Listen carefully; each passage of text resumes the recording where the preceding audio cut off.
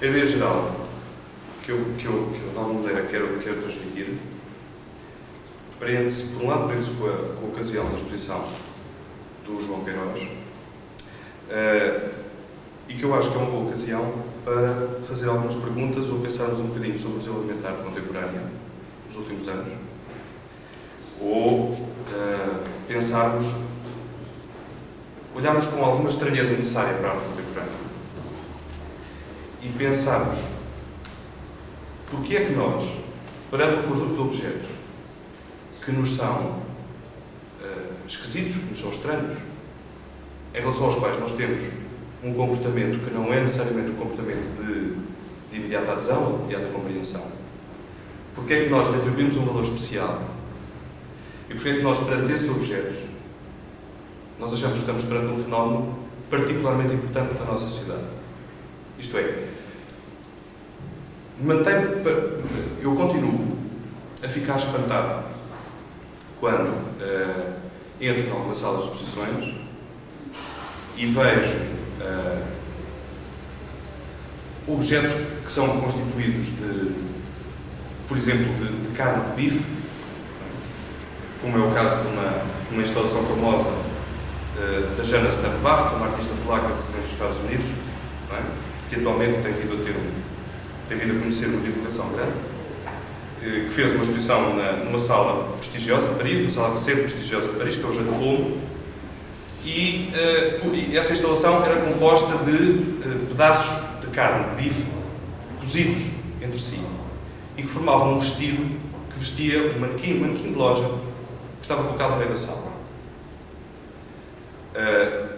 Obviamente que é uma peça muito estranha e muito violenta, porque a nossa relação com esse lado físico e cru da carne é uma relação que, em primeiro lugar, invoca mais repulsa do que adesão.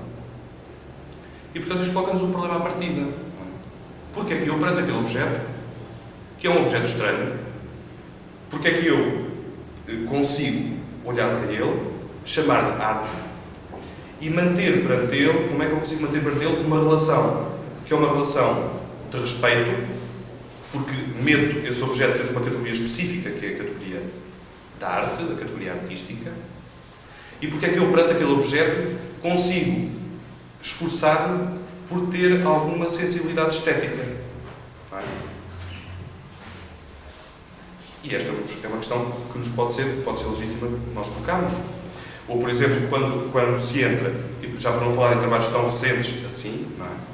Quando entramos numa exposição, como agora houve a retrospectiva em Madrid de Joseph Beuys, quando nós entramos na retrospectiva e encontramos uma caixa de papelão forrada com banha animal dentro, metida dentro de uma vitrine. Porque é que nós, em relação àquele objeto, lhe atribuímos um significado particular? Se ele, se calhar, é comum, ou a sua constituição é comum com objetos que nós encontramos no nosso cotidiano e aos quais nós não atribuímos nenhum significado particular. Há uma resposta que é fácil, que é uma resposta simples, e como é simples e fácil, nós podemos dar-nos ao luxo de recusarmos à partida, que é assim: esses objetos são particulares ou são especiais porque estão dentro de salas especiais, nos museus. Essa resposta é demasiado fácil. Porque alguém atribuiu aos museus a capacidade para legitimarem aquelas peças institucionalmente como arte. Não é? Da mesma maneira que, quando nós, por exemplo, o valor que nós atribuímos a um tribunal é um valor que surge por uma quantidade de questões que têm a ver com a normatividade da nossa sociedade. Então, o valor que o museu, a legitimidade que o museu tem, também nós o atribuímos de alguma maneira. Também nós temos alguma referencialidade em relação ao museu, ou à galeria de arte. E se temos essa referência, podemos de alguma maneira desconfiar dela. E temos esse direito. E, portanto, hoje em dia, eu acho que é interessante nós olharmos para esses objetos estranhos e tentarmos fazer essa pergunta que é: como é que nós chegamos a isto? Porquê é que nós temos isto? Porquê é que isto é arte? E porquê é que a arte continua a manter um papel especial na nossa sociedade se trabalha com elementos que nós encontramos todos os dias nas ruas e aos quais não atribuímos importância particular? Há o caso muito comum do Bertrand Lavier, que é um artista francês, que empilha objetos industriais cotidianos, por exemplo, uma máquina de lavar louça com uma cadeira em cima. É uma escultura. Quantos caminhões de mudanças nós não vemos cotidianamente que têm essas situações sem maior nem menor interesse estético, não é? Mas são objetos estranhos. E aos quais não chamamos arte, chamamos o acaso de um empilhamento feito por causa de um transporte mobiliário. No entanto, sendo do Bertrand Lavier, é uma escultura. Portanto, importa parar neste contexto estranho que é a arte, neste corpo estranho que é a arte, e pensarmos um bocadinho nele e vermos porque é que nós temos essa relação especial com a arte. E é um pouco esse o caminho que eu vos proponho para fazermos hoje. É começarmos a pensar nessa complexidade da arte contemporânea, perguntarmos porque é que a arte contemporânea é complexa e vermos aonde é que nós conseguimos chegar num raciocínio a partir dessa ideia de complexidade da arte contemporânea. Isto é, nós, pegando essa evidência de que é complexa, ver como é que ela se articula connosco, essa complexidade, como é que se articula connosco. Em primeiro lugar, eu acho que devíamos tomar uma espécie de suposto. O suposto esse que é o seguinte. Em arte é muito mais importante fazer perguntas do que obter respostas. Eu acho que isto é um bom ponto de partida para nós, sempre. Talvez não só em arte, talvez noutros domínios da nossa atividade, mas principalmente em arte, é muito melhor nós fazermos perguntas do que esperarmos paulatinamente por respostas. E porquê?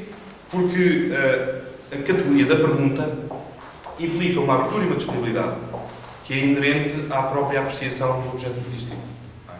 Portanto, em primeiro lugar, perante o objeto artístico, é pressuposto que nós tenhamos uma determinada abertura. Tem uma exposição à vossa volta, já entraram cá, algumas pessoas eu vi-as ontem aqui na inauguração, portanto é a segunda vez que estão a ver a exposição, outras pessoas é a primeira vez que eu não vi as caras ontem, é a primeira vez com certeza que vem. E, com certeza, quando entraram na exposição, tiveram dúvidas. Umas terão tido adesões mais imediatas, outras terão tido adesões menos imediatas, umas não terão tido adesão de todo, outras ter-se-ão perguntado porquê é que eu gosto ou porquê é que eu não gosto disto. Porquê é que isto me toca ou porquê é que não me toca, porquê é que eu tenho alguma ligação e estou disposto a saber mais sobre o que está à minha frente, estou disposto a perder mais tempo ou a ganhar mais tempo a olhar para o que está à minha frente. E outras pessoas não tiveram essa atitude ou não tiveram essa disponibilidade de abertura para as obras que estão à sua volta. Entre estas duas atitudes, obviamente que há diferenças. Uma delas é uma atitude que permite ou abre a possibilidade de manter uma relação com um objeto com quem nós não tínhamos numa relação anterior, e outra é uma atitude que se fecha sobre si própria, aquela atitude que não coloca a pergunta, não se interroga a si mesmo porque é que eu gosto, porque é que eu não gosto, porque é que isto me toca, porque é que não me toca. É uma atitude que se encerra sobre si mesmo, que se fecha sobre si própria. E, portanto, a partir daí parece menos interessante. Da mesma maneira que em qualquer conversa que nós temos com uma pessoa que não conhecemos, se as nossas respostas forem respostas monossilábicas, não é? E soliloquiais, obviamente que não podemos ter esperança nenhuma de vir a conhecer o outro. Não é? Também quando estamos perante uma obra de arte, a questão é exatamente a mesma. Mas em termos gerais, o que é que nós esperamos quando olhamos para uma obra de arte? Esperamos várias coisas. Quando entramos numa galeria ou quando entramos num museu, esperamos que as obras que temos à nossa frente nos deem, ou nos dão uma determinada satisfação sensorial, ou nos tocam num determinado ponto da nossa sensibilidade poética, da mesma forma quando lemos um poema, por exemplo. Ou então, as obras dão-nos uma determinada interpretação do mundo. Quer dizer, quando nós olhamos para uma determinada obra, para um determinado conjunto de obras, achamos que aquelas obras nos dão uma determinada impressão do mundo. Havia um filósofo francês, Maurice Merleau-Ponty, que tinha num livro particularmente interessante, pequenino, chamado L'Œil et l'Esprit, tinha uma expressão que é uma expressão engraçada. Ele diz que a arte é arte porque nos dá a ver o mundo como se fosse completamente outro e completamente novo. Portanto, claro que a posição de Merleau-Ponty é uma posição dos anos 40, não é? Uma posição utópica, mas de alguma maneira implica esta atitude de esperar que a obra de arte nos faça ver o mundo como se fosse novo. Implica-nos que a obra de arte é uma espécie de filtro que transforma o mundo numa outra realidade, uma realidade simbólica que nos permite compreender o mundo de outra maneira. Portanto, digamos que nós, quando olhamos para uma obra de arte, temos imensas expectativas. Não é? Ou podemos ter expectativas mais ideológicas, ou podemos ter expectativas mais profundas em termos da consciência, ou podemos ter expectativas mais ligadas à nossa sensibilidade imediata. Nós podemos esperar só, por exemplo, que um determinado cromatismo nos dê alguma emoção estética, que nos provoque alguma fruição. Da mesma maneira que quando ouvimos um concerto musical, por exemplo, também esperamos que esse concerto, na música utiliza-se muito esta palavra, que a música nos transporta. Não é? Portanto, nós esperamos que a nossa consciência se abata perante a emoção estética que tem em relação a uma determinada realidade que nos é exterior. E sejamos carregados por ela. Digamos que em relação à obra de arte, em última instância, nós temos sempre a esperança que a obra de arte nos faça esquecer a nós mesmos e se transforme numa realidade superior a nós e nos transporte para um outro lado. Um outro lado qualquer. Frequentemente temos desilusões. Frequentemente entramos em galerias e achamos que aqueles trabalhos não têm esse poder em si. Não têm essa capacidade de transporte, não têm essa capacidade de nos tocar a sensibilidade ou de nos mudar a nossa maneira de ver o mundo. Mas, de qualquer maneira, a questão é que a arte que hoje se faz, muito frequentemente, também não se dirige diretamente aos sentidos. E nós temos essa percepção. Quando entramos em determinadas salas de exposições, em determinadas galerias, vemos determinados objetos, nós temos a percepção concreta de que eles não se dirigem aos nossos sentidos. Não é? Não são bonitos, não são agradáveis. Podem eventualmente não ser também desagradáveis. Quando entramos numa galeria e vemos uma tela monocromática preta, a que é que se dirige essa tela? Essa pintura dirige-se a onde? Dirige-se à nossa sensibilidade cromática? É pouco provável. Dar-nos uma maneira diferente de ver o mundo? Também é pouco provável. Se desse, não seria necessariamente positivo, não é? O que é que ela nos provoca? Digamos que é um tiro dado pelo artista a acertar em que alvo? A acertar onde? E estas perguntas são perfeitamente lógicas, são perfeitamente compreensíveis e são importantes para nós olharmos para a arte contemporânea. Frequentemente nós nem sequer compreendemos porque é que determinados objetos são arte. Porquê? Porquê é que são arte? O que é isso de ser arte? Há uma resposta que é aquela resposta clássica do Santa Rita, que é: a arte é tudo o que o artista faz. E mesmo que o artista não tenha obra, continua a ser artista, porque pressupõe que a arte está muito mais na consciência do artista do que na execução de uma obra. E é curioso como é a obra de arte contemporânea mais valorizada que nós temos. Isto em termos factuais do mercado. Em termos de seguro, sabem, o Estado, o seguro mais elevado que tem uma obra de arte contemporânea em Portugal é precisamente uma obra do Santa Rita, que é a Cabeça Futurista, não é? Que é a única obra que se pressupõe que exista do Santa Rita, que de facto não se tem a certeza se é uma obra de Santa Rita, se não é. É uma obra que pode ser dele ou pode ser de um outro italiano qualquer que ele tenha conhecido enquanto esteve em Itália, que ele tem sinais de que eventualmente pode ser uma obra de um futurista italiano. Não temos nenhum dado certo para sabermos se aquela obra é ou não é de Santa Rita Pintor. No entanto, o Estado português, nós todos, seguramos aquela obra em 500 mil contos. Portanto, nós todos, nós, Estado português, atribuímos àquela obra de um artista que paradoxalmente achava que ter ou não ter obra não era importante.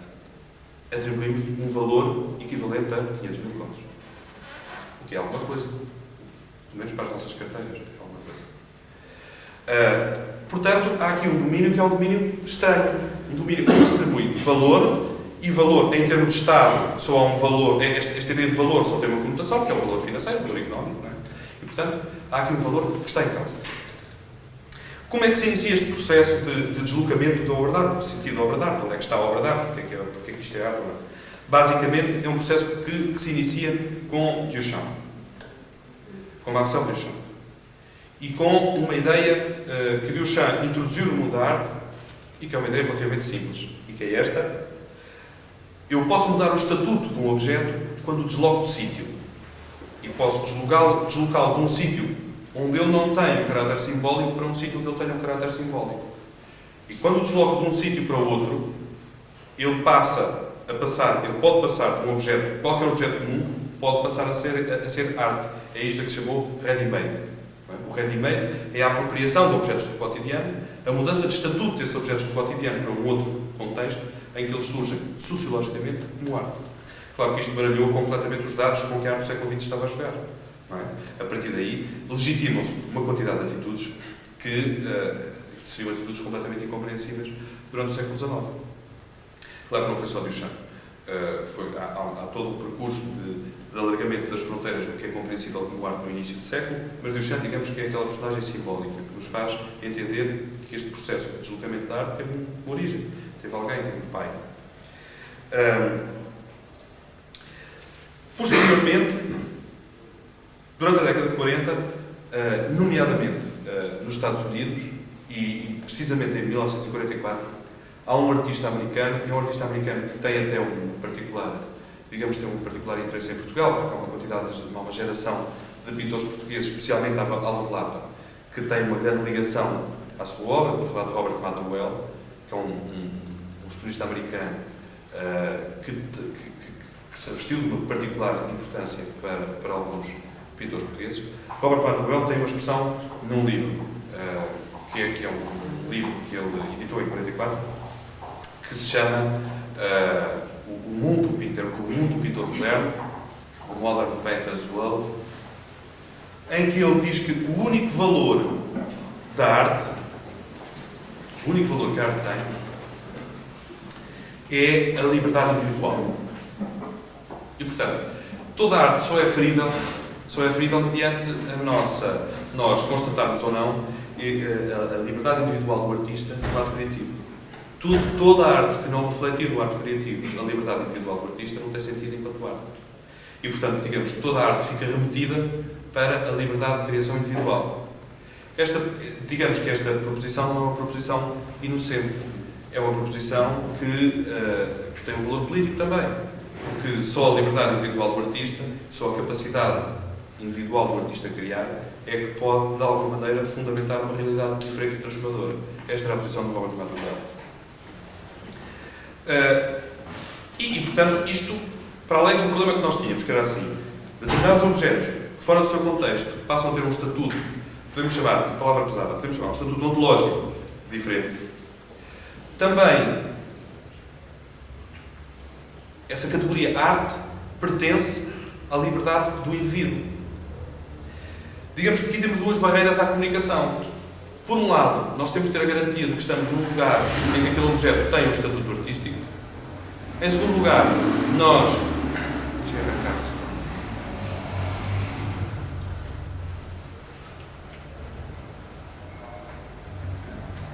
Portanto, em primeiro lugar, nós temos de ter a certeza que estamos dentro do contexto em que aquele objeto é legitimado como arte.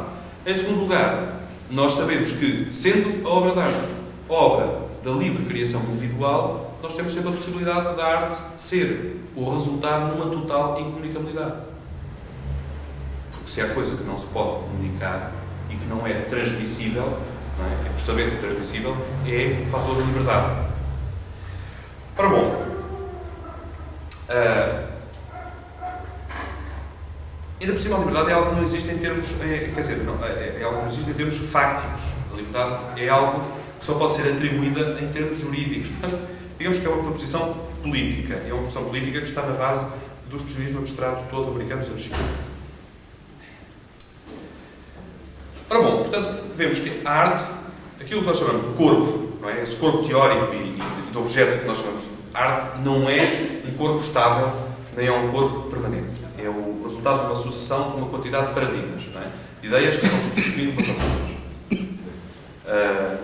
Por acaso, ainda hoje à tarde, agora não tenho uma relação direta, hoje à tarde me passou pelas mãos, estava a ler um livro, e me passou pelas mãos um discurso, o discurso que Hitler proferiu na abertura do Museu da Arte Alemã em Munique, em 1937. E o que Hitler dizia no seu discurso era uma coisa curiosíssima, que hoje é importantíssimo ouvirmos, porque frequentemente há posições muito semelhantes. Quer dizer, ouvimos coisas que são muito semelhantes. Isto é uma concorrência enorme.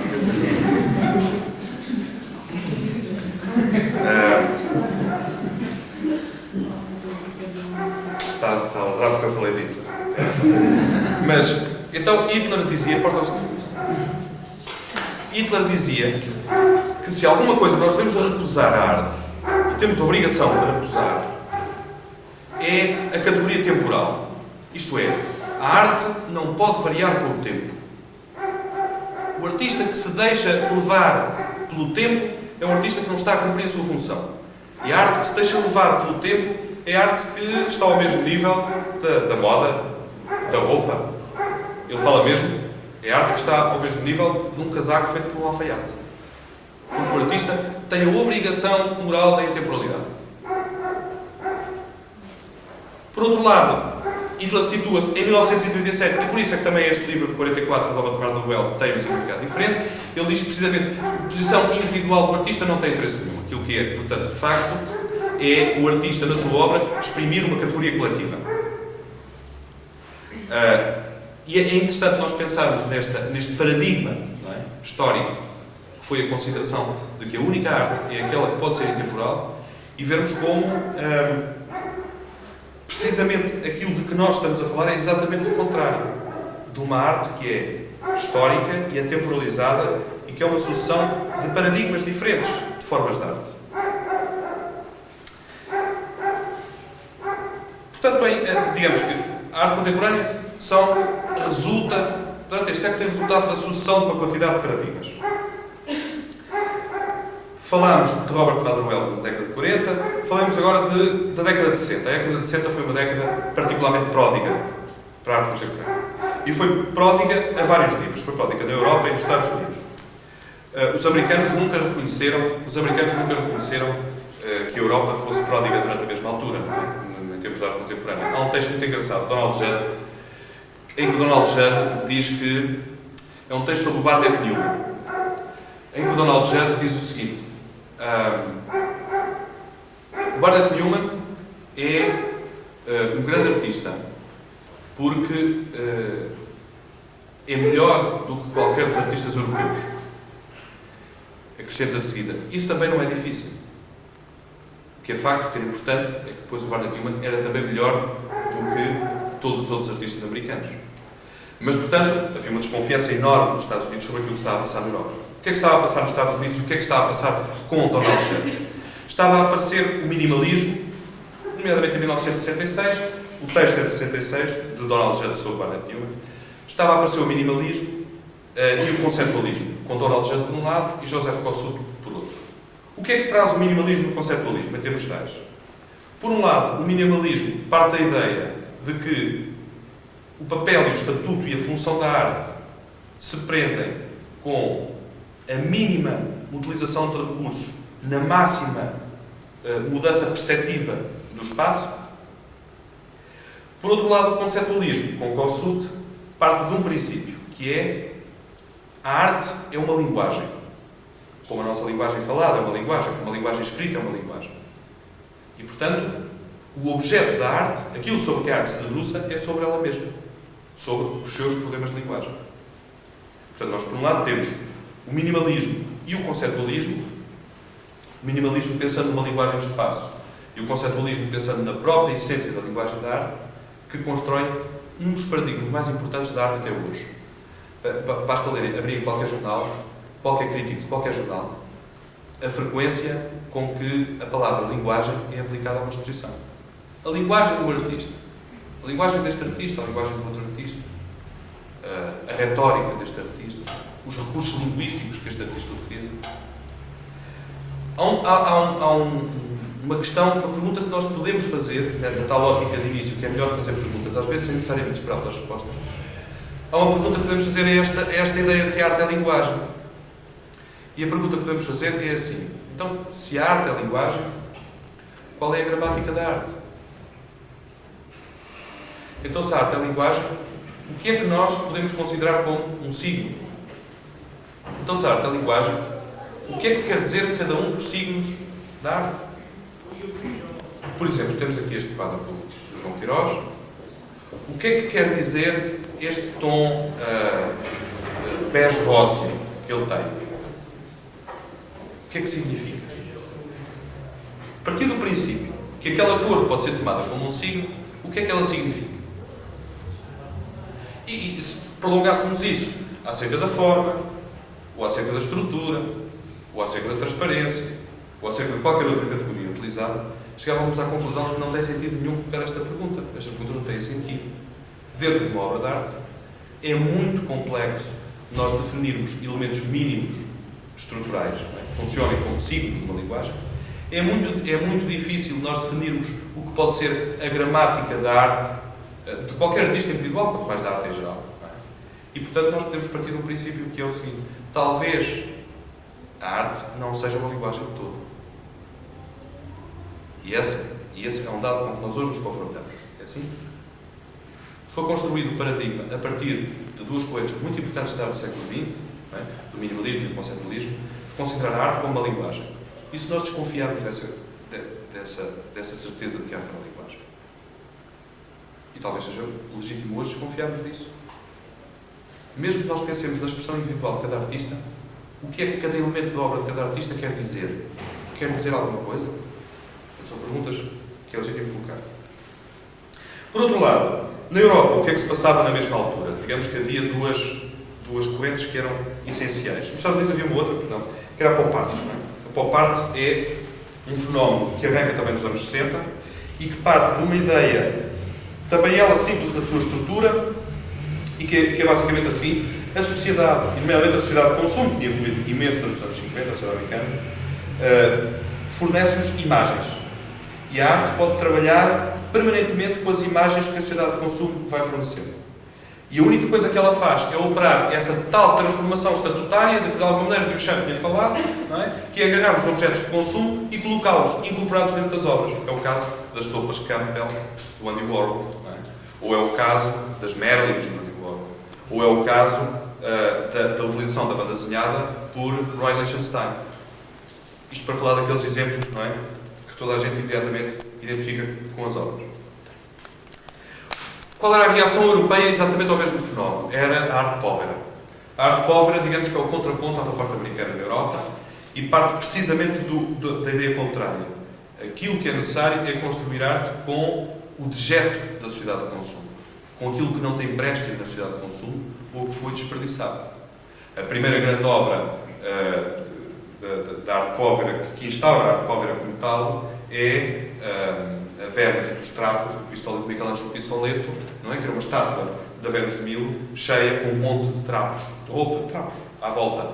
Uma réplica, portanto, um produto, um subproduto da sociedade de consumo, mais o desperdício da própria sociedade de consumo, os trapos.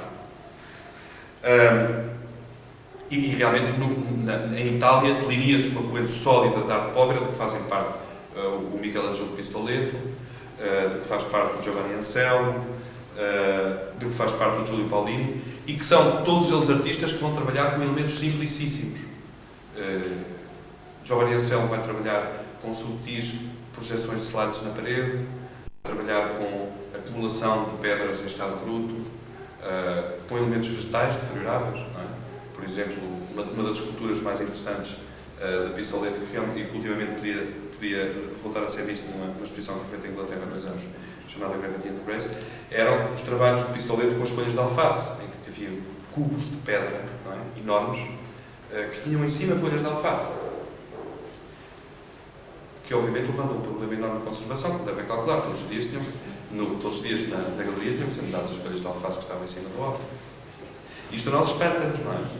Espanta-nos como é que pode haver a legitimidade para isto, como é que pode haver a legitimidade para construir uma obra de arte cuja sua essência é a sua perecibilidade, cuja sua essência é morrer a cada momento. A ideia de Giovanni Anselmo é uma ideia tão clara quanto isto: também nós. Também nós morremos a cada momento. Também nós passamos a vida a morrer. Portanto, porquê é que as obras de arte não andam a morrer um pouco todos os dias? Porquê é que não têm que ser renovadas? Que é uma ideia com uma poética muito própria, uma poética muito interessante e muito ligada à nossa existência. O que é que isto... Onde é que nós chegamos? Se nós mantivermos em relação a algumas destas obras, que foram obras relativamente escandalosas no seu tempo, se nós hoje olharmos para ela com alguma distância e se mantivermos uma abertura em relação a elas, nós frequentemente encontramos ligações muito mais fortes à nossa existencialidade do que aquelas que nós suspeitamos que elas mantivessem. são frequentemente obras muito mais próximas da existência humana, do cotidiano.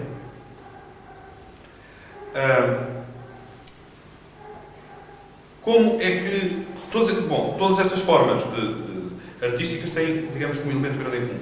Todas elas estabelecem interrelações sociais. Vejam, o conceptualismo fazia parte de uma espécie de arqueologia da linguagem, a pop art tentava fazer uma apropriação da sociedade de consumo, a arte povera tentava fazer um combate acérrimo à sociedade de consumo pela utilização dos seus desperdícios, e entretanto há uma outra personagem na Alemanha, em paralelo com o movimento Fluxos, que vem também tem uma atitude que é estruturante, e eu acredito que é uma atitude estruturante do resto do século,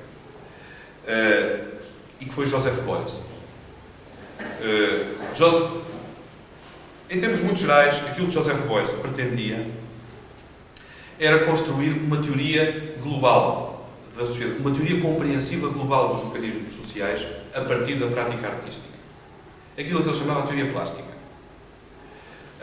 A teoria plástica de Joseph Beuys é uma teoria relativamente simples, o seu fundamento é muito complexo, mas o seu fundamento é simples. É o seguinte: o que é mais importante em nós? O que é mais importante no mundo? E aquilo que é mais importante no mundo são as transformações energéticas. Portanto, aquilo que é necessário é repensarmos uma teoria da termodinâmica, não é? Do terceiro princípio, principalmente uma teoria do terceiro princípio da termodinâmica, e que seja uma teoria que seja facilmente absorvível. O que nos importa pensar é não a conservação da energia, mas a forma de combatermos o desperdício da energia. E todos nós, em essência, somos energia. Aquilo que é importante em nós é a energia.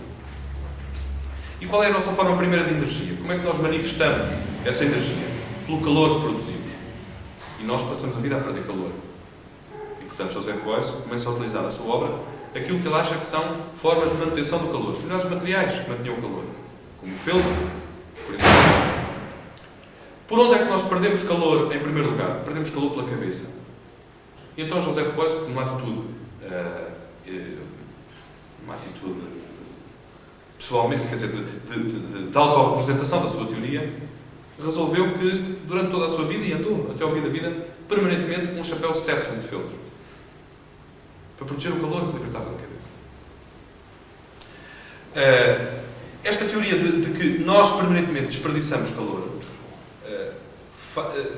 faz com que toda a sua obra, então, seja uma obra sobre a manutenção da energia, sobre a preservação da energia.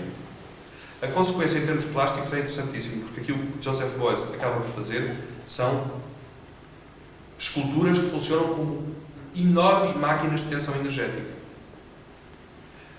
E a pergunta que é inevitável nós colocarmos é exatamente aonde é que naquelas simplicíssimas peças, eu posso falar de uma que é uma peça da década de 70, que é muito importante, e que são uma peça impressionante, porque são ele utilizando o material que ele achava que era um material condutor de calor por excelência, que era o cobre.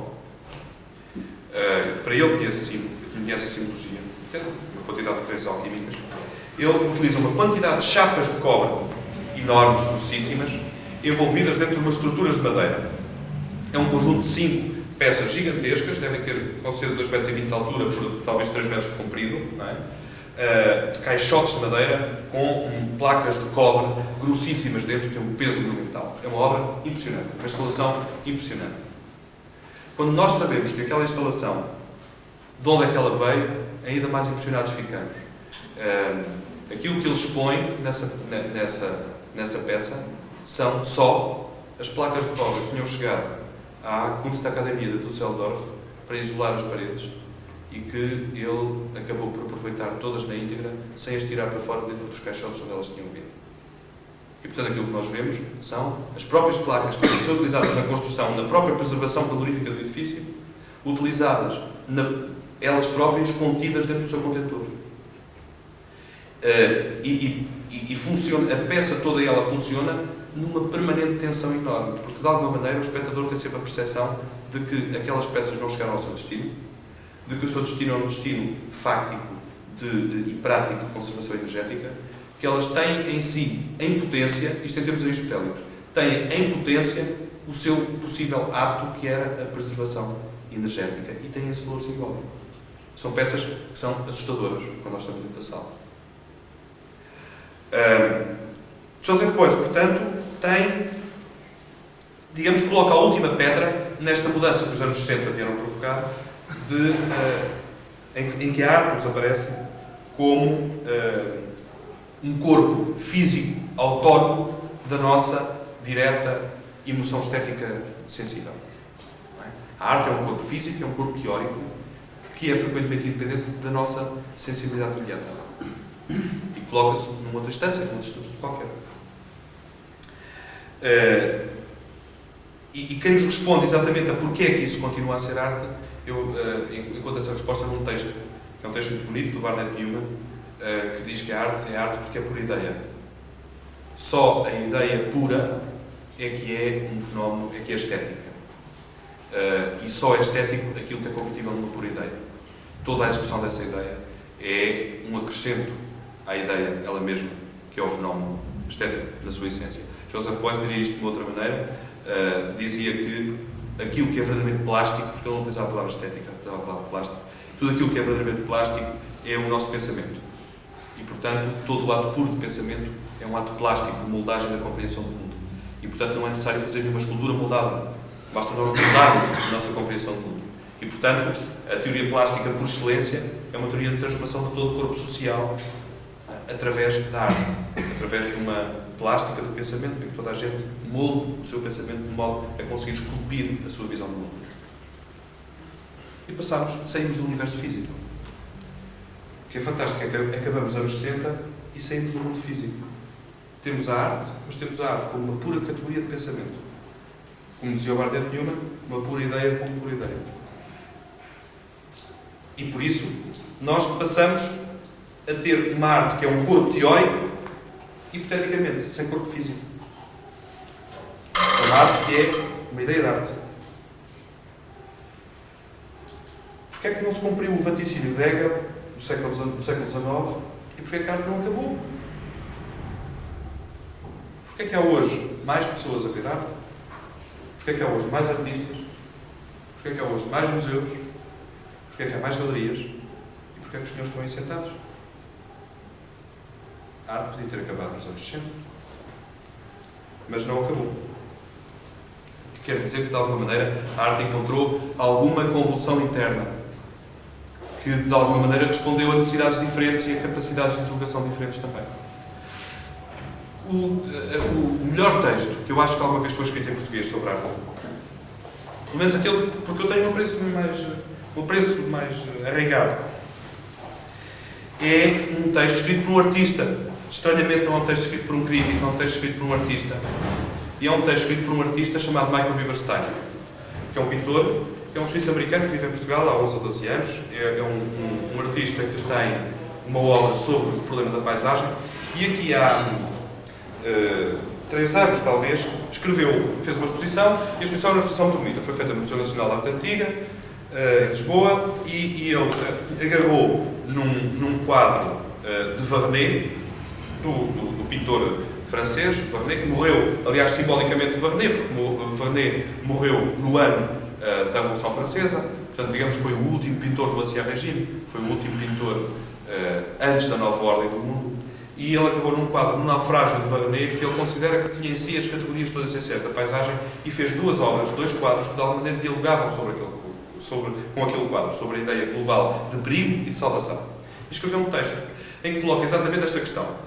Porquê é que hoje a arte tem mais espectadores e são cada vez menos as pessoas que a compreendem? Porquê é que a arte hoje se fala imenso de compreender a arte e se fala menos de ver a arte? E a resposta que Michael Bieberstein dá é uma resposta muito curiosa. Ele diz, porque hoje em dia a arte é muito semelhante à filosofia. A arte e a filosofia são 2 disciplinas muito parecidas no seu modo de funcionamento, muito parecidas na maneira como operam. Porquê é que a arte é parecida com a filosofia? A arte é parecida com a filosofia Porque se transformou, basicamente, num processo de pensamento. Transformou-se numa meditação sobre o método de pensar. Estamos colecionando algumas respostas acerca das primeiras perguntas que nós fizemos, que era porque é que nós continuamos a achar que é arte aquilo que frequentemente não se dirige aos nossos sentidos. Porque hoje em dia a arte não é necessariamente cor, transparência, volume ou forma, pelo menos desde os anos 60, e é basicamente um processo de pensamento. Ou é também um processo de pensamento. E portanto, essa categoria é essencial. É inevitável, olhando à vossa volta e vendo as obras que aqui estão, é inevitável nós pensarmos esta evidência e que é, estas obras não se esgotam no seu cromatismo, nem se esgotam na sua forma. Estas obras necessitam que nós pensemos na sua metodologia produtiva. Não só na sua metodologia produtiva fáctica, como é que é feito. Está aqui o João para explicar exatamente como é que é feito. Não só aí, mas estas obras pedem para nós pensarmos no processo mental que está na sua origem. Não é? Pedem-nos isso. Porque a sua cor não é esfuziante, a sua forma não é uma forma fortemente plástica no espaço. Estas obras pedem outra coisa de nós. Pedem que nós pensemos de outra maneira. Lá iremos. Portanto, a arte, por um lado, tem-se vindo a fazer um processo de pensamento, um processo de compreensão e um processo de pesquisa. Quais são as consequências imediatas que advêm desta alteração? Eu apontava 4 consequências imediatas. E quais são consequências que nós vemos permanentemente todos os dias quando entramos nas exposições? A primeira é o medo do caráter decorativo. As últimas 2 décadas têm sido atravessadas por um legítimo medo dos artistas do caráter decorativo das suas obras. Os artistas já repararam que a crítica, quando quer agredir algum trabalho, diz que é um trabalho decorativo? É uma das ofensas que se pode fazer à arte contemporânea, é dizer que ela é decorativa. Porquê? Porque ela, sendo decorativa, é subsidiária, não é a coisa em si, é algo que está lá para cumprir a função de outra coisa, ou para ajudar outra coisa a cumprir a sua função. Portanto, a arte deixou de ser decorativa, ou a função decorativa deixou de fazer parte da sua essência. Em segundo lugar, há um declínio da manufatura. Já falei aqui no caso do Boyce, que nem sequer tirou as placas de cobre dentro do caixote, não é? Acabou nas placas de cobre dentro do caixote e expõe-as na sala de exposição. É uma quantidade de artistas que não produzem eles as suas obras, encomendam. Já para não falar no Jeff Koons, que aqui numa entrevista que dava há 3 anos, dizia que os seus instrumentos de trabalho eram basicamente o telefone e o fax. O que é possível. Há artistas cujos instrumentos de trabalho são basicamente o telefone e o fax. O que quer dizer que, dentro do meio da arte, desvalorizou-se, nas 2 últimas décadas, o lado de manufatura, o lado de cuidar da manufatura da obra. Tem exemplos de excelentes artistas em Portugal, cujo trabalho é um trabalho de, precisamente, recusa do cuidado de manufatura. Já aqui falámos de Álvaro Lapa, e Álvaro Lapa, mais uma vez, é um exemplo claríssimo. É um indivíduo que constrói um percurso originalíssimo, um percurso extremamente importante para tudo o que lhe fica nas margens, não é? E é um artista que toda a sua obra é constituída pela recusa do caráter decorativo e do cuidado da manufatura. Por isso é que ele usa látex ordinário, por isso é que ele usa Flowmaster, por isso é que ele usa tintas industriais, não é? Um escultor mais recente, Rui Sanches. Toda a obra de Rui Sanches, porque é uma obra espartana, é uma obra muito espartana em termos da metodologia de pensamento que ela tem, ela recusa o lado decorativo, não é? Por também uma enorme pobreza nos meios de manufatura. Não é? Trabalha com staff, trabalha com madeira industrial, de cofragem, trabalha com laminados industriais. Tem um outro exemplo claríssimo, por exemplo, é Pedro Cabrita Reis, que agora tem uma retrospectiva na Fundação Carlos Gulbenkian, que é alguém que, exatamente na tradição de Boyce, que é, digamos, que é esse o seu eixo, na tradição de Boyce, é alguém que, para quem é importantíssimo, a brutalidade do material, a forma como o material brutalmente se assume. Um bocado de madeira é um bocado de madeira. Não temos que lhe pôr a goiva, não temos que o transformar na sua forma. Um bocado de madeira é um bocado de madeira. Um pouco, uma rosa, uma rosa, uma rosa. O material é a essência de si próprio e a obra é a essência do material, que é a essência de si mesmo. Portanto, utilizá-lo como ele é, como ele está, da maneira como é. Uma terceira, vimos dois. Recusa do caráter decorativo e o segundo era o declínio da manufatura. Uma terceira componente é a recusa da teatralidade. A narratividade da obra de arte tem sido uma constante durante todo o século XVIII, durante uma boa parte do século XIX. A arte contava uma história. A arte contava uma história de uma glória, contava uma história de uma tragédia, contava um fait divers, mas a arte contava uma história. Tiveram a oportunidade de ver aqui aqueles que vieram, creio que a maior parte é capaz de ter vindo, à exposição de um artista que esteve aqui na Porta 33, que é o Miguel Branco, que é um caso extraordinário no nosso panorama artístico, porque é alguém que constrói uma obra a partir de elementos figurativos, isto é, elementos que nós reconhecemos como... Eu suponho que ele aqui expôs as caveiras, não foi? Não sei se tinha mais alguma coisa. Tinha aqueles dois anos grandes. Tinha os dois anos grandes e tinha as caveiras. Todos nós reconhecemos aqueles objetos pintados como caveiras. São pintados a óleo sobre madeira. Portanto, são herdeiros de uma grande tradição de pintura. Nós olhamos para aqueles trabalhos e ficamos perplexos porque os trabalhos de Miguel Branco têm uma espécie de inatualidade, não são trabalhos atuais. Não é? Há uma memória da história da arte daqueles trabalhos. Mas quando olhamos para o objeto que é representado, o que é representado no trabalho de Miguel Branco? É a caveira? Ou é a vacuidade de estar ali uma caveira? Ou é a falta de narração que aquela caveira tem? O que é estranho nas caveiras de Miguel Branco é que uma caveira normalmente é uma memória de um corpo. Não é? Uma caveira, quando nós vemos uma caveira, o sentimento que temos é que aquela caveira é uma memória estrutural de um corpo que existiu. Alguém pensou, ao ver, alguém daqui está, as pessoas que viram a exposição de Miguel Branco, quando viu as caveiras, alguém pensou quais seriam os corpos que aquelas caveiras tinham habitado? Ninguém pensa nisso. Porque aquelas caveiras deixaram de ser objetos memoriais de uma narração para estarem num tempo inexistente. E a grande habilidade é construir um tempo inexistente utilizando alguns artifícios da factualidade, como por exemplo a sombra. Digamos que é uma sombra de uma luz que se substitui à caveira como tema do quadro. Os temas do quadro de Miguel Branco são muito mais a luz do que o objeto. Porque a luz é que causa a razão, a luz é que é a causa de estar no objeto para ser banhado por ela. Não tem narração, não tem história, não tem tempo. É um momento perdido. Não é? Portanto, há aqui uma recusa da teatralidade. Há uma recusa da narração e uma recusa da teatralidade. E esta recusa da teatralidade é outra das componentes que nós temos na arte recente. A arte não conta histórias, codifica momentos, frequentemente momentos cristalizados no tempo.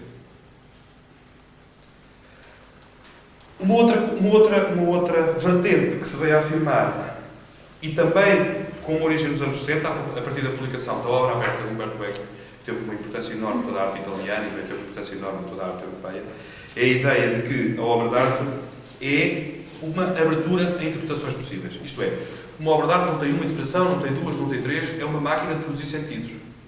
Aquele esquema habitual, não é? As pessoas, uns são professores e dão isso nas aulas portuguesas, outros aprenderam isso algum dia, os que tiveram aulas com esse tipo de conteúdos. O esquema da comunicação com o emissor, o receptor e a mensagem. Quando nós tentamos aplicar isso à obra de arte, onde é que está o receptor, o emissor e onde é que está o receptor? De certeza que o emissor não é o artista, o receptor não é a pessoa que vê o quadro e a mensagem não é a obra em si. Mas aquilo que se veio a constituir foi a própria obra é o emissor. A própria obra produz sentidos. Produz sentidos quando nós a vemos. Digamos que a obra de arte passou-se uma máquina de produzir sentidos. Quando nós a vemos, é legítimo que produzamos afirmações. Isto arraigou-se completamente na nossa maneira de ver a arte. Suponho que ninguém aqui pensa que o vizinho que está ao lado sentado na cadeira interpreta da mesma maneira o quadro que está à sua frente. É um lugar comum que o vizinho que está ao lado interpreta de maneira diferente. E toda a gente acha que isso é plausível e é assim mesmo. Mas não era assim há 50 anos. Não era assim que se pensava há 50 anos. A obra de arte produzia sentidos legítimos e outros não eram legítimos. Hoje, digamos que há uma legitimação de quase todos os sentidos possíveis que a obra pode ter. Ora bom, o que é que isto tem levantado? Quais têm sido as consequências? Por um lado, uma consequência trágica à partida tem sido um progressivo divórcio entre o público e a arte. E a arte contemporânea. Quer dizer, paradoxalmente temos mais gente nas bichas dos museus, mas, ao mesmo tempo, as pessoas queixam-se de que é impossível compreender a arte contemporânea. Que é uma verdade. É difícil. Uma segunda conclusão é de que o tal paradigma da linguagem que os conceptuais tinham inventado na década de 60 deixou de fazer sentido, porque quando nós aceitamos esta total polissemia da obra de arte, então não faz sentido falarmos de linguagem, porque não há nenhuma linguagem que seja absolutamente polissémica. A terceira questão que levanta é, chegado a este momento que podemos dizer que é um momento de crise, não é? Tem sido um momento de crise, isto não tem nada de negativo, as crises é do melhor que nos pode acontecer, não é? Atravessar momentos de crise, é o melhor que tem acontecido é atravessar momentos de crise. Há perguntas que tinham ficado perdidas e que se podem voltar a pôr, que é: onde é que está o belo? Onde é que está o sublime? Onde é que está a emoção? O que é que aconteceu à estética? E, portanto, neste momento estamos numa altura extremamente feliz da história da arte, que é aquela altura em que podemos livremente, de uma maneira com interesse, de uma maneira produtiva, voltarmos a colocar todas estas questões. Onde é que está o belo? Onde é que está o sublime? Onde é que está a estética? E o que é que nós hoje pensamos que é a estética outra vez? Por outro lado, podemos voltar a perguntar também onde é que está a sensibilidade. Para que é que nós queremos a sensibilidade? Qual é a ligação entre arte e sensibilidade? Por último,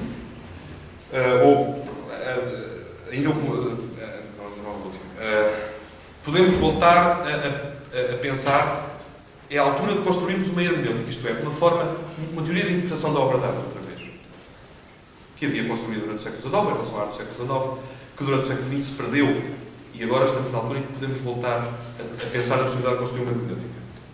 Por último, há uma constatação que eu acho que é uma constatação interessante, é que, em alguns casos, nós estamos a repetir uma quantidade de perguntas e de polémicas que fizeram parte da grande polémica de final do século XIX entre o romantismo e o realismo. Nós hoje assistimos, outra vez, à volta de polémicas que foram polémicas do século XIX e que agora nos aparecem com outro sentido, mas que é interessante pensarmos nelas. Porque, de certeza que a arte do próximo século vai resultar, numa boa medida, do tipo de polémicas que esta polémica românticos realistas vai trazer. Quer dizer, é muito fácil nós percebermos que, por exemplo, um artista como Richard Serra é um romântico e um artista como Donald Judd é um realista. É muito fácil percebermos. Basta olhar para as obras. Isto não é necessário haver um discurso exaustivo sobre isto. É o próprio discurso de Donald Judd sobre a realidade da linguagem que ele transporta, e é o próprio discurso de Richard Serra sobre a ontologia do peso que ele transmite com as suas obras. Portanto, há um reaparecimento da polémica entre romantismo e realismo. O que quer dizer que nos vão aparecendo paradigmas novos. Outros paradigmas que surgem, que estão nascentes neste momento. Nós ainda não temos nomes para eles. Não é? É muito fácil nós falarmos. Nós já aqui falámos, em termos de correntes. Pop art, arte povera, falámos de minimalismo, falámos de conceptualismo, depois podíamos falar de subcorrentes. Não é? É para isso que os críticos são pagos, é para fazerem este tipo de estudos. É assim que os artistas também gostam, não é? Para poderem zigue-zaguear entre as coisas. Agora, quando nós pensamos na arte de hoje que se faz hoje, nós, felizmente, estamos naquele momento em que ainda não temos nome para ela. E, portanto, estamos a funcionar a quente. Isto é o quê? O que é isto? Em que corrente é que insere-se? Felizmente não temos nome. Estamos numa altura excelente, de grande liberdade compreensiva. Digamos que será talvez um momento feliz na história da arte, como foram os anos 60 durante este século. Portanto, há uma grande inovação que o momento que nós vivemos também nos trouxe é uma diferente consciência do corpo. E que tem tudo a ver com a arte, não é? Não se faz arte sem corpo, de qualquer maneira. E neste momento nasce uma consciência diferente do corpo. Nasce uma consciência diferente do corpo a nível sociológico, não é? Obviamente que nada disto é estranho ao problema da SIDA, nada disto é estranho ao problema da realidade virtual, nada disto é estranho à questão da robótica, nada disto é estranho à questão do aparecimento, digamos, de um outro corpo do Robocop, não é? Nada disto basta pensar em alguns filmes que têm sido filmes importantes recentemente para ver como eles nos falam de um outro corpo. Um outro corpo que ainda não tem nome, mas que é um alter corpo nosso. O Robocop foi um sucesso, não é? E foi um sucesso pela estranheza daquele outro corpo que aquela outra entidade tem. Toda a gente aqui se lembra do Twin Peaks. Toda a gente viu na televisão. O que era estranho no Twin Peaks, aquilo que era fascinante no Twin Peaks, era que, nomeadamente a série televisiva, era que toda a série era passada a partir de um corpo que era um alter ego de todos nós, porque era a vítima prototípica e que era a Laura Palmer, envolvida num saco plástico. Não era ela morta, era ela morta envolvida num saco plástico. Isto é, o seu corpo era um corpo não natural, mas era um corpo em plástico. Era um corpo plastificado, era um corpo isolado do mundo. O seu contacto com o mundo, o contacto com o mundo daquele cadáver, daquele corpo estranho, não era o próprio cadáver, e era isso que era chocante, mas era uma segunda pele que tinha sido colocada. Uma pele sintética, que o fazia uma espécie de protótipo do isolamento da morte. Um pouco como no frigorífico, quando se metem coisas para congelar, não é? Se envolvem dentro de sacos plásticos. E nós sabemos que estamos ali a tratar de um puro isolamento daquele corpo do seu exterior. Também a inteligência de David Lynch foi exatamente começar um filme a partir de um corpo isolado do seu exterior e tomá-lo como a vítima e o motus de toda aquela história. Para pensarmos noutro filme de David Lynch que nos coloca exatamente este problema do corpo. Porque eu acho que estas artes têm a ver umas com as outras. Quer dizer, temos que falar um bocadinho também de cinema para perceber o que é que se passa nas artes plásticas. Um outro filme de David Lynch, Blue Velvet, um filme um pouco anterior, e que tinha não sei se lembram que o filme começa com uma orelha achada no chão. E há um close-up sobre aquela orelha, como se a câmera entrasse dentro da orelha. E todo o filme é passado dentro daquela orelha. E no fim do filme há uma saída da orelha, do outro lado. Como se tivesse entrado num corpo inexistente, que é um corpo paralelo a todos nós. Não é? O corpo negro da sociedade. Aquilo que está ao lado e nós não vemos. Tudo aquilo que é invisível, que é subterrâneo e que o nosso mecanismo de percepção não permite que se veja. Quer dizer, que gérmenes é que estão aqui nesta mesa? Que micróbios andam por este chão? Nós hoje sabemos que todos esses corpos, que eram invisíveis para nós há 30 anos atrás, hoje nós sabemos que são convivências nossas. Hoje nós sabemos que o nosso corpo é, ele próprio, um enorme emaranhado de corpos estranhos. Talvez há palavras que marcam épocas, talvez a palavra que vai marcar esta época seja contaminação. E talvez por isso é que há os grandes fenómenos sociológicos da recusa do outro, não é? Dos racismos e das xenofobias.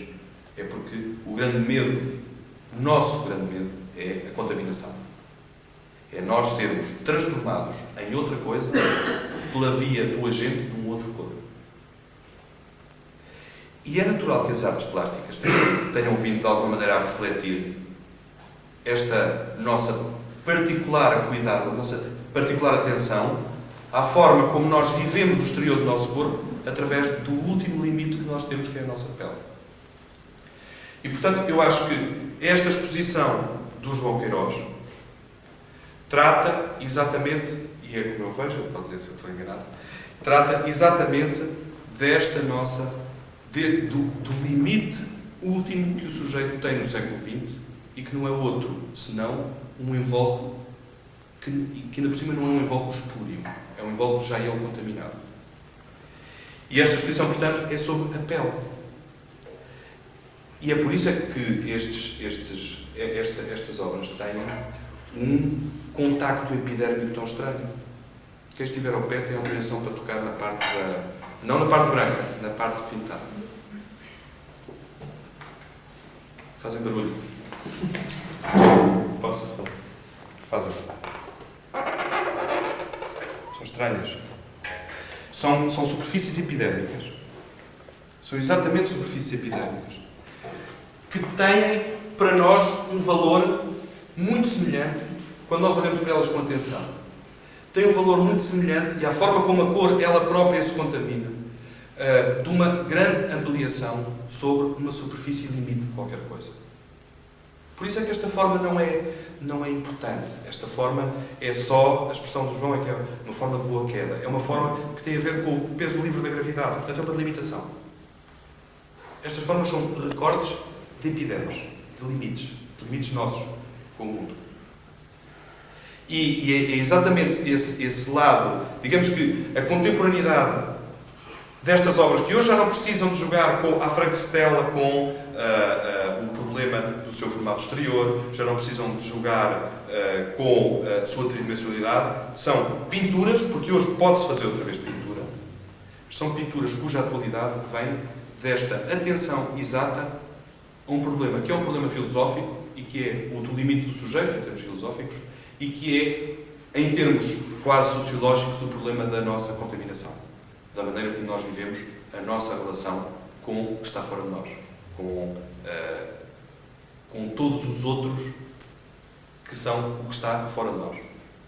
Com toda essa falta de vazio. Com todos esses elementos de agressividade outra. Portanto, alguma da arte contemporânea é uma arte que é violenta.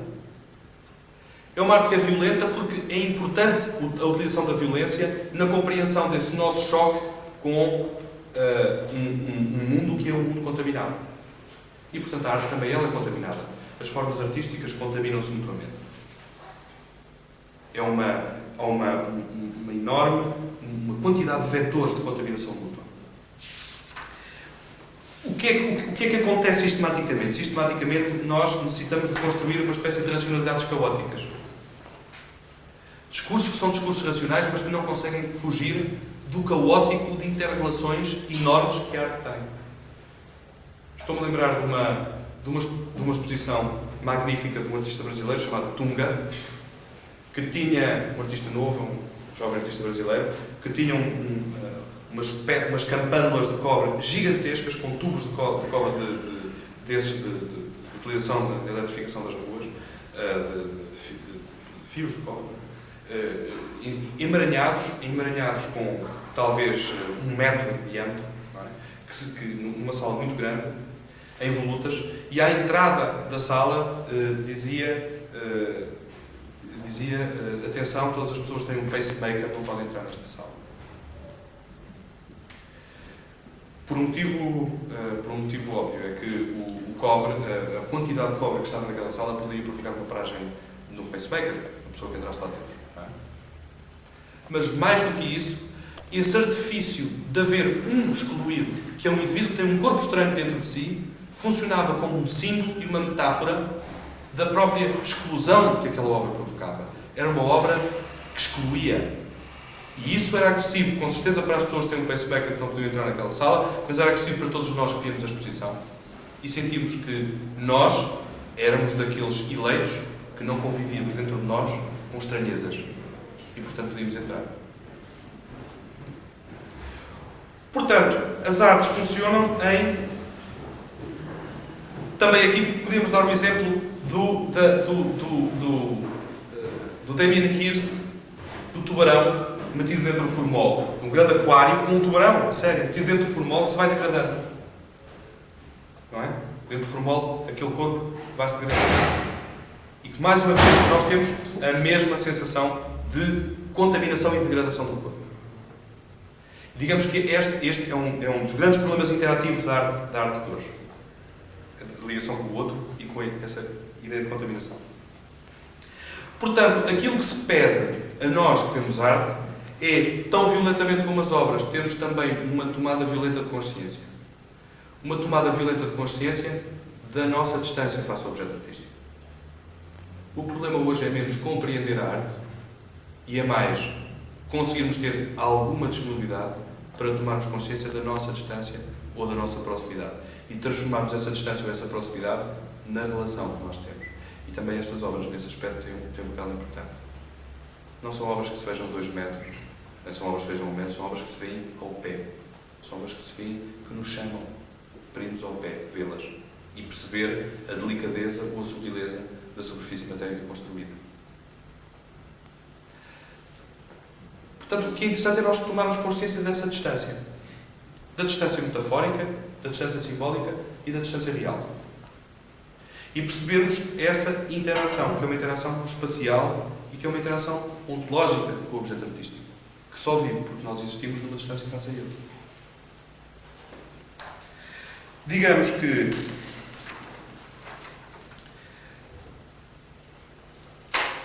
e para acabar, aquilo que se nos pede, de facto, é que nós não exijamos de nós uma racionalidade absoluta que integre na nossa consciência a obra de arte como um interno sistema simbólico também nosso, mas pede de nós a disponibilidade para podermos usar novamente a nossa sensibilidade, a nossa percepção e deixarmos de alguma maneira sermos levados pela nossa intuição,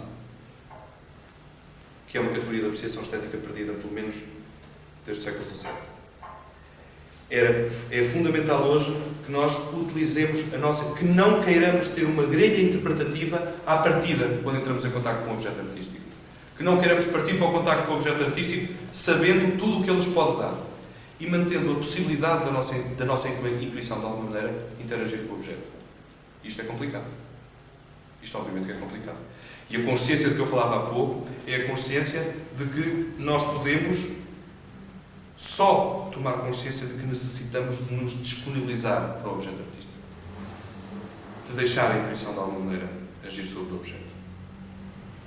Portanto, mais do que vir aqui dizer a construção, a transparência, a simbólica, mais do que isso, é nós conscientizarmos da relação que nós temos, da distância que nós temos, da relação corporal que nós traçamos. O arm's length, não é? Que é um conceito em inglês muito engraçado, a distância de um braço. Nós percebemos qual é a distância do nosso braço, onde é que acaba o nosso limite de ação. É um problema que já, de tal maneira, o Leonardo da Vinci tinha levantado. A consciencialização do corpo percebe exatamente qual é o seu raio de ação, o seu campo de ação. E isso é discutido hoje. Voltemos a tomar nota e voltemos a tomar atenção ao nosso corpo, voltemos a tomar atenção à maneira como o nosso corpo interage com o outro, nomeadamente quando esses outros são objetos artísticos.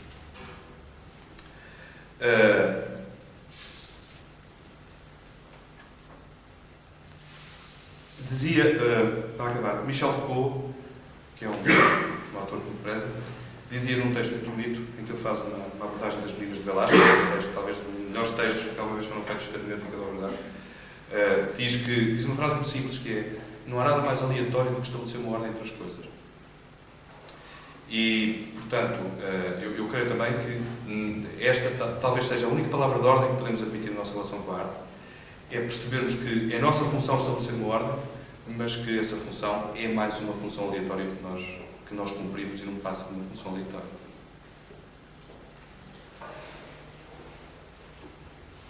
Se quiserem fazer perguntas, comentários, observações.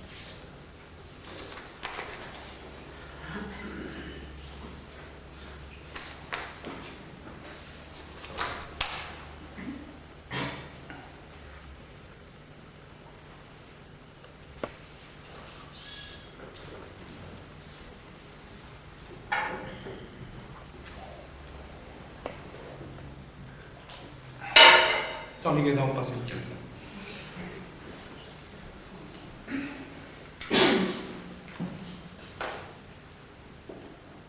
Podem fazer perguntas ou podem perguntar a mim, que eu também posso responder, se dirigir diretamente, se quiserem saber alguma coisa mais concreta sobre os trabalhos que estão expostos, ou sobre o que ao fim.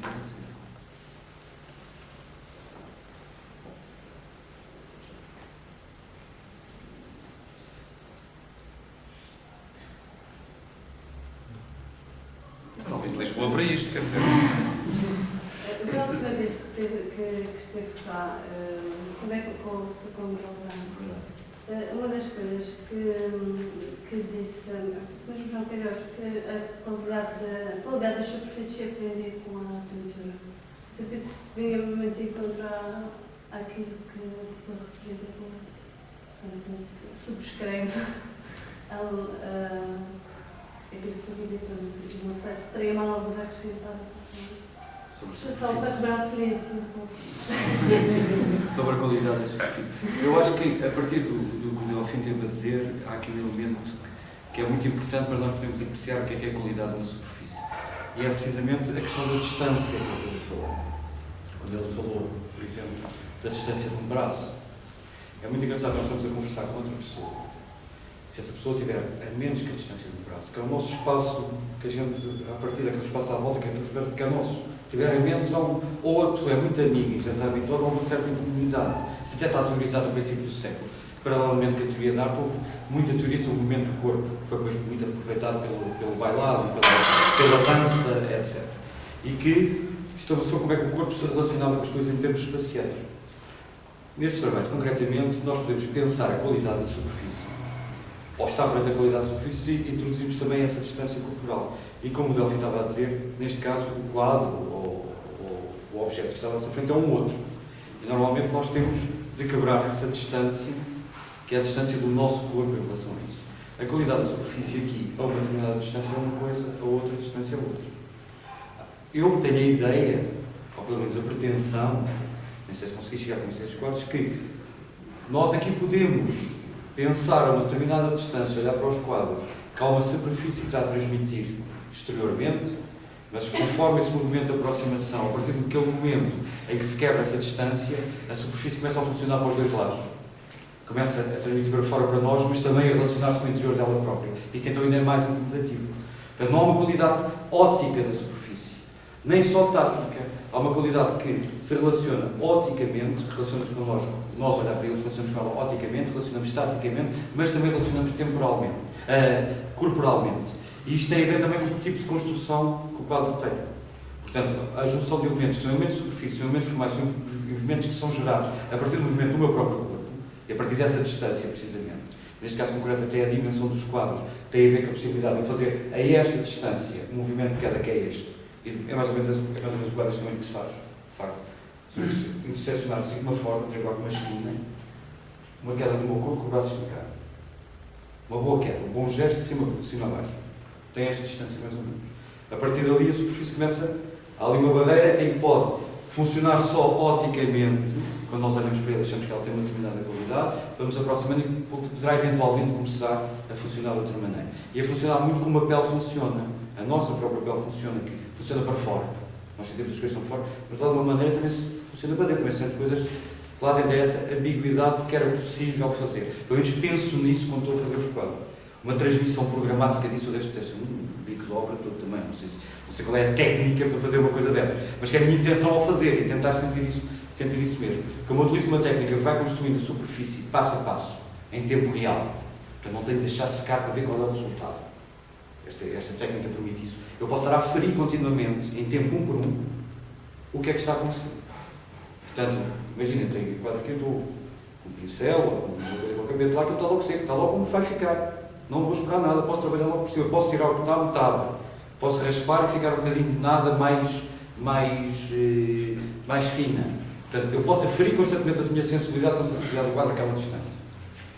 Por isso, é essa movimentação do corpo, o Delfim falou na conferência, esse problema da distância, que é um problema que não se coloca para a feitura do quadro, coloca-se porque eu também tenho distância a ele, mas depois é um resultado possível para a interpretação do quadro. E eu acho que eu tento a problemática que esta pintura, penso eu, levanta, pelo menos do ponto de vista de como é que ela é produzida, que é aquilo que eu posso falar, portanto, antes deste momento que o Delfim falou, que é como é que as coisas se relacionam umas com as outras, pelo mapa, que é o mapa de interpretação da obra, como ela está a acontecer contemporaneamente, não é?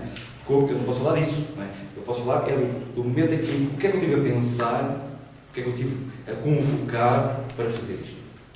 E, de facto, essa questão da qualidade da superfície é convocada porque eu, de facto, ali a partir de um determinado momento estou a fazer uma superfície. E estou a relacionar essa superfície com a minha sensibilidade. A qualidade depois é o resultado. Não é uma procura. Não é, por exemplo, se imaginarmos um construtivista, um pintor construtivista, que quer fazer uma forma abstrata, platónica, e quer dar uma cor pura e abstrata e platónica também. Uma cor pura, não um amarelo, um azul. Uma cor também completamente abstrata. Por isso é que estes quase não têm esses cores, não têm esses amarelos, não têm esses azuis. Isto não se refere a uma cor que a gente sabe que é cor. Isto é uma coisa real. Uma coisa real, pronto, é vagamente cor, como nós temos cor, mas a gente não se chama, se nós dessemos cor pelas nossas próprias peles, até nós podíamos conhecer. Isso é racismo, quando se dá é falta de particularidade. Agora pessoas da mesma raça, mas aquele mais um bocadinho cor-de-rosa com outros para encontrar.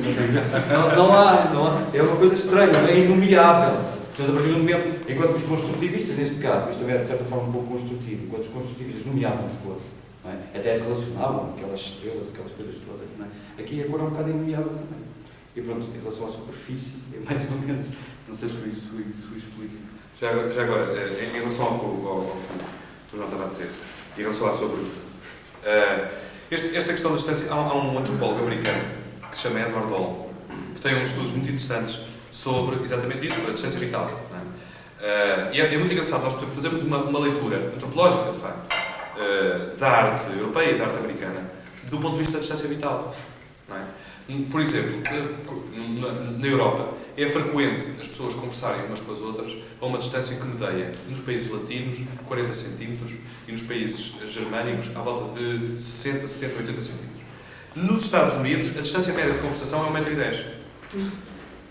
Isto, obviamente, tem a ver com a dimensão do país, tem a ver com a dimensão da distância, não é? Tem a ver com as distâncias, não é? Quer dizer, uma viagem pequena nos Estados Unidos é uma viagem de 300 km. Em Portugal, uma viagem de 300 km, caramba, é uma viagem enorme, não é?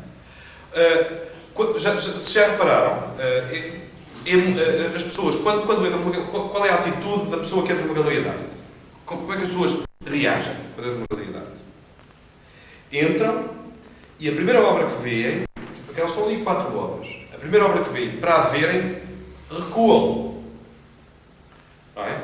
Recuam. E recuam porquê? Para sentir uma efetiva alteridade da obra, para ter distância, para provocar a sua distanciação, para não deixar que a obra invada de imediato o seu plano pessoal. E, precisamente, o que é engraçado hoje, a partir dentro da história da arte, é como a obra de arte se intelectualizou muito.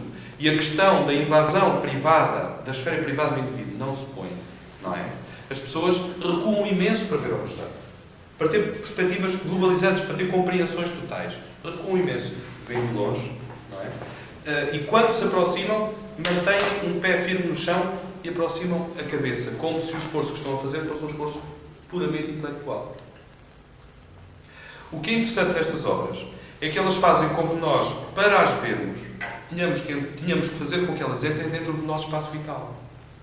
E, portanto, a sua categoria epidérmica é muito maior, porque nós tomamos-las já, para percebermos essa categoria epidérmica, nós já as tomamos, como diz o Edward Hall, não é? Dentro do nosso espaço vital. Dentro da tal razão, vá lá, latina, de 50 centímetros ou 40 centímetros. Nós temos que invadir mesmo esse espaço latino. E, portanto, digamos que são obras, nesse sentido, que nos invadem. Que entram, nós temos que quebrar a nossa resistência da nossa distância de segurança.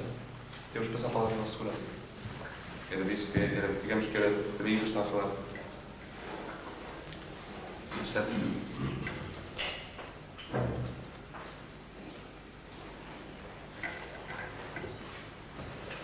Mais. As portanto, são muito mais violentas do que o objeto contemporâneo comum. Porque, além da exclusão normal da arte contemporânea, ainda obrigam uma violência extra, que é quase que a penetração no interior da obra. Eu creio que sim. Eu creio que uma boa parte bom, estas obras em particular, da arte contemporânea em geral, da arte que se faz hoje em dia, ela é violenta, é subtilmente violenta. Não é? É subtilmente violenta. A sua autoridade impõe-se, fazendo com que nós tenhamos que romper, nomeadamente, a nossa proteção, a nossa esfera protetiva. Não é? Quer dizer, em termos leibnizianos, é como se nós tivéssemos que meter as obras dentro da nossa moda. Mas talvez seja precisamente essa a redenção da arte, que vai furar todas as expectativas de morte. Eu acredito. Provavelmente essa é uma interpretação Talvez possível. um encontro com algo. Essa é talvez uma interpretação possível. Eu gosto, como exemplo, por opção pessoal, não é? de tomar a arte também na sua temporalidade. E, portanto, havia outro dia um pintor amigo que dizia assim, que isto é aborrecidíssimo, a maneira como as técnicas de conservação, as técnicas ideológicas de conservação aperfeiçoaram-se imenso, nos últimos 30 ou 40 anos, aperfeiçoaram-se imenso. Não é? Quer no campo da conservação de papel, quer da conservação de tela, quer da conservação, por exemplo, de obra fotográfica, etc. E ele dizia, mas isto é uma maçada enorme.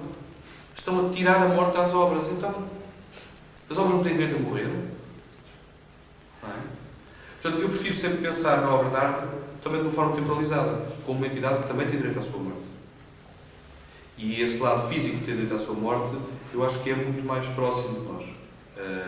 E acho que isso é interessante. Quer dizer, portanto, não vejo isto como uma redenção, vejo isto, em termos puramente spinozianos, como uma salvação. Quer dizer, uma salvação no sentido, depois no sentido spinoziano, isto é,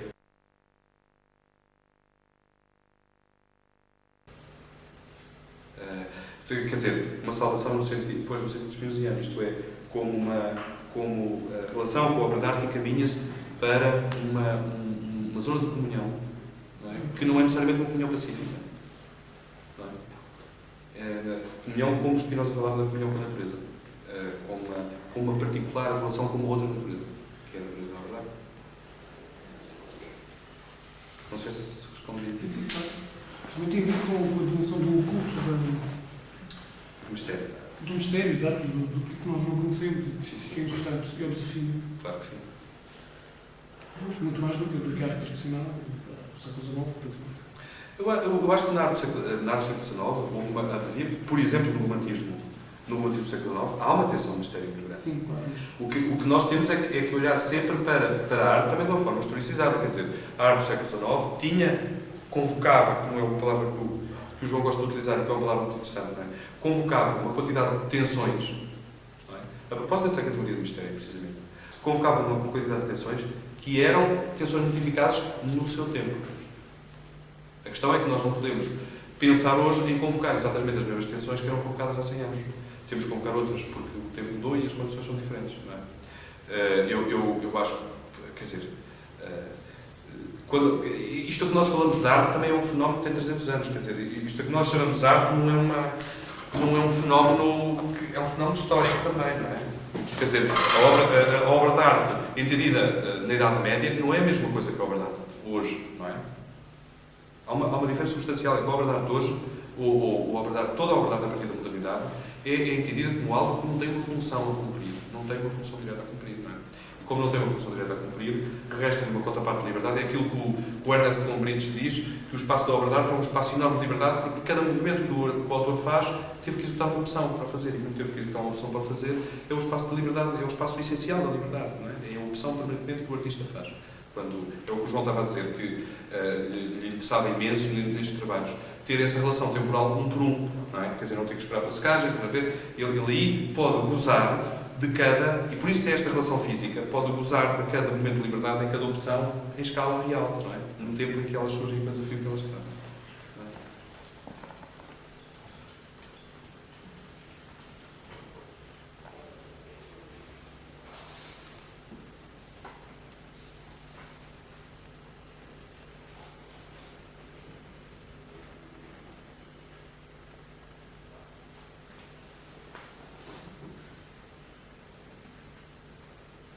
Bom, parece que chegamos ao fim da conferência. Podemos continuar a conversar, vamos ver alguma coisa ali